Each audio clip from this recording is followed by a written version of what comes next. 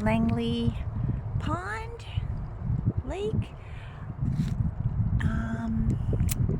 Well, welcome to Tammy's show. I'm Tammy, a journey with Tammy, and I'm gonna just walk around a little bit, just a little, and then I'm gonna get back home. And today's going to be a show. I'm going to open up and read some of my library books I got recently, and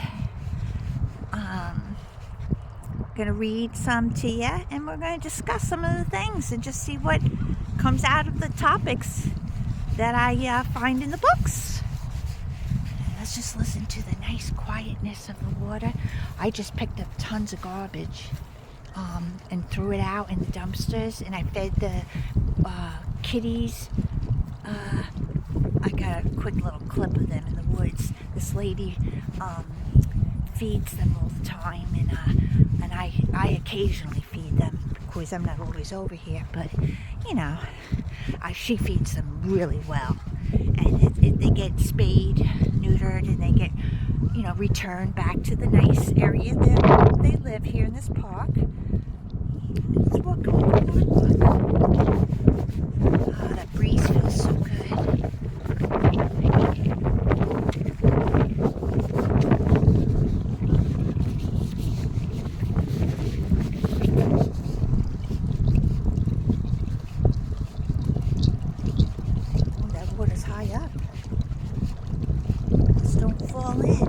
Ooh, I feel this thing rocking.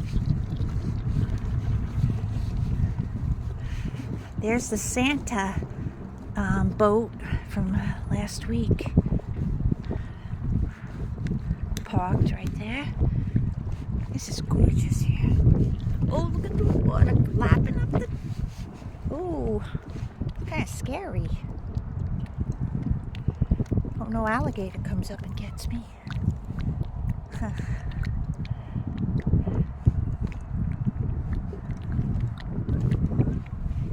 Oh, don't fall in.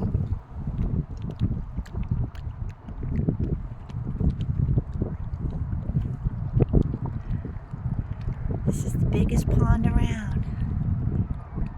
It's like a huge lake.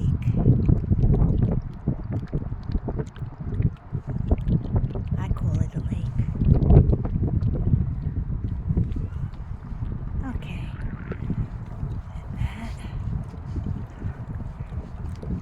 Gary is up there in those woods. He's picking pine needles up there. That's where the horses were last week. I love this place.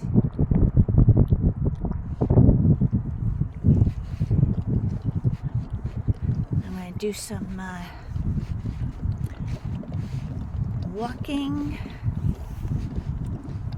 A lot of walking, and I'm going to do a little bit of Tai Chi before we head home. Of course, I got some eggnog in the truck, so I want to get it back to the refrigerator.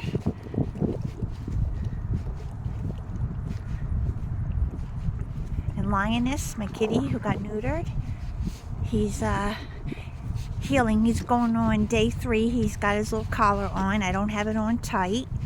It's not, not snug. It's just on enough where he won't, though he did lick himself.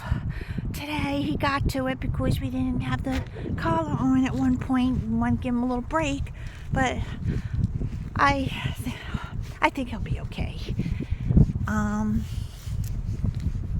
He had a pain medicine yesterday. Had to go back. I wanted to get him rechecked because I wasn't sure if he was, if they did the operation right. I was, worried mommy. And let's see.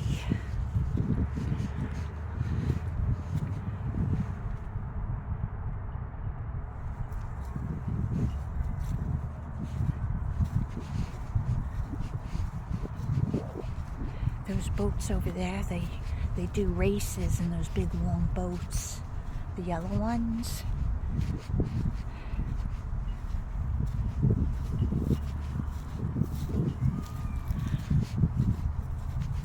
Yeah, anytime you go out walking, bring a bag with you, if you whatever, pick up the garbage.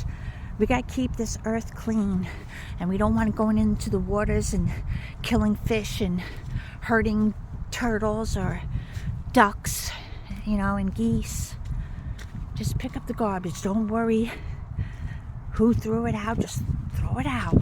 Do our part for the slobs. I found these people must have been drunk, but you know what? Of course, I found a bottle of liquor. Well, it was empty, but people, even if they're not drinking, they'll try and litter. They'll litter. So screw that. Pick it up. Pick up that garbage.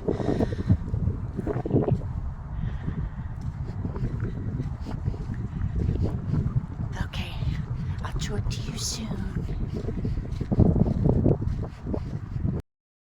Here is a pillow I bought at Dollar General today for my Ty, because she's like, she's my wolf, and she's a couch potato now, and she plays outside, of course, but she's gonna love this pillow. It looks like her. Back at home, I'm in bed, getting ready. I'm just relaxing. I'm in my new PJs, and I'm going to read some of this book, The Divine Life of Animals. I know it's backwards, but that's what it says. And let's see. It is The Divine Life of Animals, One Man's Quest to Discover Whether the Souls of Animals Live On. Well, by Ptolemy Tompkins. Well, of course they have souls and they live on. We know that, right? A journey through 20,000 years of history and myth in search of the answer to a single question. Do animals have souls? Oh, brother. Yeah, we're all animals. We're human animals. I guess you call them furry animals. We're all animals. We all have souls. Everything has a soul. Everything is part of a soul. The trees have souls. Everything. Okay. Anyone who has ever mourned the loss of a cherished pet has wondered about the animal soul. Not me. I always knew. Do animals survive the death of the body? Or are they doomed to disappear completely when they leave the world behind? Can you imagine that being us? We're just going to disappear and that's it? Anything that you can imagine for yourself, you imagine for your babies, for animals.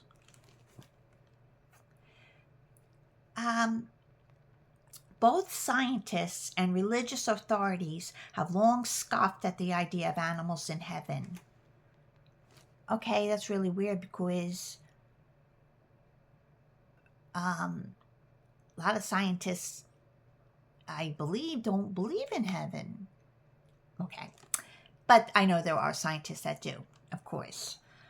Yet the question endures in this wise, immensely readable book. Ptolemy Tompkins embarks on a quest for the answer, taking us on a top-speed tour of the history of the animal soul. Equally at home with mainstream and alternative spiritual philosophies, Tompkins takes us from the savannas of Africa to the Earth's first cities to the early days of the great faith traditions of both East and West. Along the way, he shows that despite what many of us have been taught, the world's various spiritual traditions all have profoundly meaningful things to say about the animal soul. If we simply know where to look, rescuing these ancient insights and blending them with vivid stories about animals today, from a dwarf rabbit named Angus to a manatee named Moose.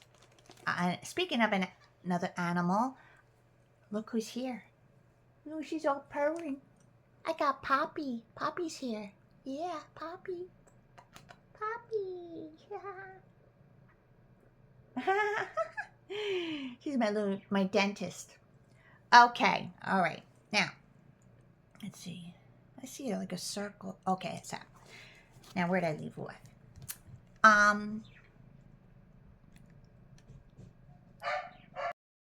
Okay, I'm going to cut this one short because I do have some other things to do, but I wanted to touch base with you.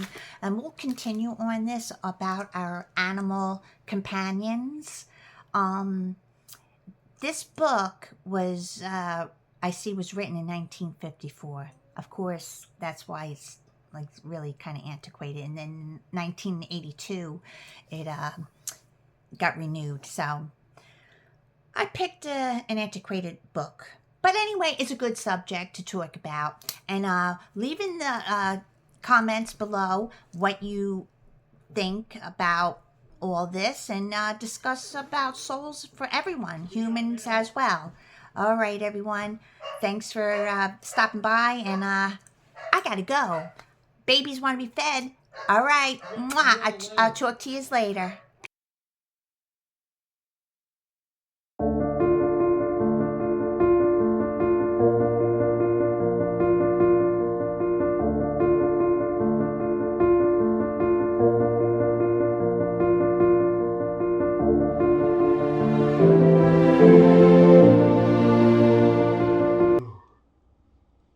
Oh, she's all purring. I got Poppy. Poppy's here. Yeah, Poppy.